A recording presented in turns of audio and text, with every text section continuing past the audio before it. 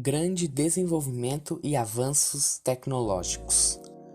Durante a Guerra Fria, houveram grandes avanços tecnológicos, bélicos e também um avanço na engenharia espacial. Muitas tecnologias de hoje em dia se dão graças à Guerra Fria e à corrida espacial, que aconteceu no período da Guerra Fria.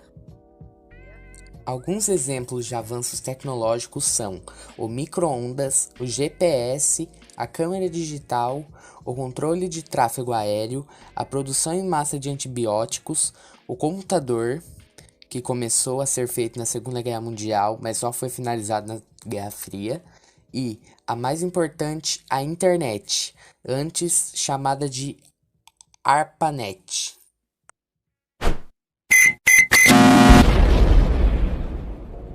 Modificação do mapa mundi, com o surgimento de novas nações. Muitos países da África declararam sua independência, aproveitando o período de instabilidade da Europa e aproveitando também o espírito de nacionalismo de vários países, que estavam declarando suas independências. Formação de alianças militares. Os países capitalistas, liderados pelos Estados Unidos, formaram a OTAN, Organização do Tratado do Atlântico Norte, enquanto o Bloco Socialista, liderado pela União Soviética, formou o Pacto de Varsóvia. A OTAN, Organização do Tratado do Atlântico Norte, é um pacto militar e foi firmado entre os Estados Unidos da América e outros países ocidentais, com o objetivo de ajuda operacional militar mútua. Ele foi criado em 4 de abril de 1949 e existe até hoje. O Pacto de Varsóvia foi um acordo militar assinado em 14 de maio de 1955 entre a União das Repúblicas Socialistas Soviéticas, ou URSS, e outros países do leste europeu de orientação comunista. Ela foi vista como resposta à OTAN, e o Pacto de Varsóvia não existe mais, diferente da OTAN. Cores da União Soviética. A construção do Império Soviético por Stalin foi permeada por um forte arrobo totalitário, semelhante ao que ocorreu na Alemanha nazista, que resultou em perseguições, massacres e restrições às liberdades individuais. Um dos períodos mais sombrios do stalinismo ocorre entre os anos de 1936 e 1939 e ficou conhecido como o Grande Terror. O Grande Terror stalinista foi nome dado a uma sistemática campanha de prisões e execuções, levada a cabo no inverno de 1936 e 1937. Essa campanha tornou-se singular porque era direcionada sobretudo a membros da burocracia soviética e da alta cúpula do poder, incluindo funcionários de alto escalão. Durante a Segunda Guerra Mundial, havia campos de concentração na Rússia, onde as pessoas viviam sob trabalho forçado e não remunerado, experiências médicas e mortes. As pessoas da Rússia, antiga União Soviética, não podem ter acesso à internet, a não ser a controlada pelo governo. Elas também não podem sair do país por vontade própria, pois há um controle para isso também. Reunificação da Alemanha. A reunificação da Alemanha ocorreu no dia 3 de outubro de 1990. O território da antiga República Democrática foi incorporado à República Federal.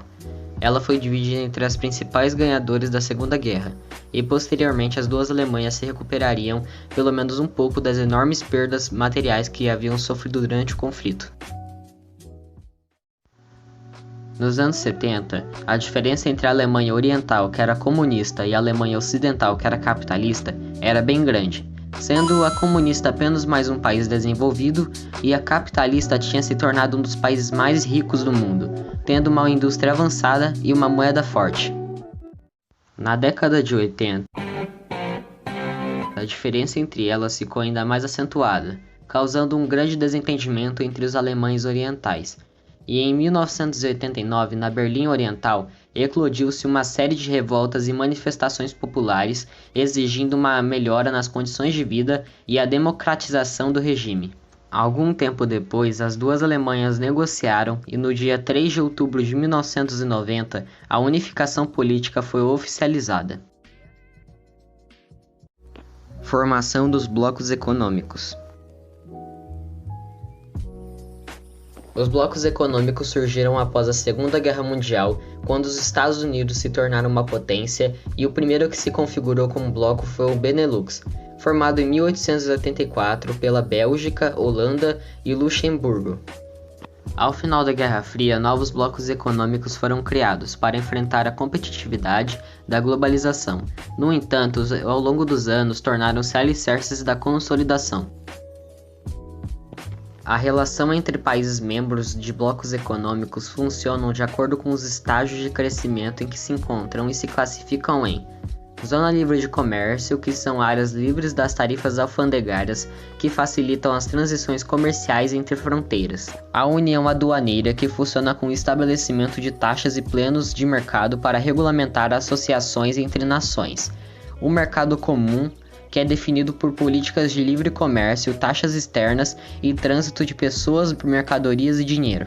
E por fim, a União Econômica e Monetária, que é a fase mais avançada dentro de blocos econômicos, pois implementa uma moeda única para o uso de países que são integrantes. Os blocos econômicos mais conhecidos são a APEC, Mercosul, União Europeia, NAFTA e ASEAN. A derrota do socialismo. Em todo o decorrer da década de 80, a União Soviética enfrentou uma intensa crise, atingindo a política e a economia. Essa instabilidade foi causada, entre muitos fatores, o baixo nível tecnológico em relação a outros países, isso porque o país investiu apenas na indústria bélica, deixando de lado as indústrias de bem e consumo, além da diminuição drástica na produção de agropecuária e industrial. A população soviética estava bastante infeliz com o sistema, o que reforçava o anseio de surgir uma nova abertura política e econômica no país, para buscar melhorias nas condições sociais. E esse desejo de implantar um governo democrático na União Soviética consolidou a queda do socialismo no país. Esse fato atingiu ligeiramente o leste europeu, que buscou integrar-se a um governo capitalista. Hoje em dia não existem mais países essencialmente socialistas, porém China, Vietnã e Coreia do Norte ainda podem ser considerados países assim. Aos poucos, essas nações dão sinais de declínio quanto ao seu sistema de governo, promovendo gradativamente a abertura política e econômica.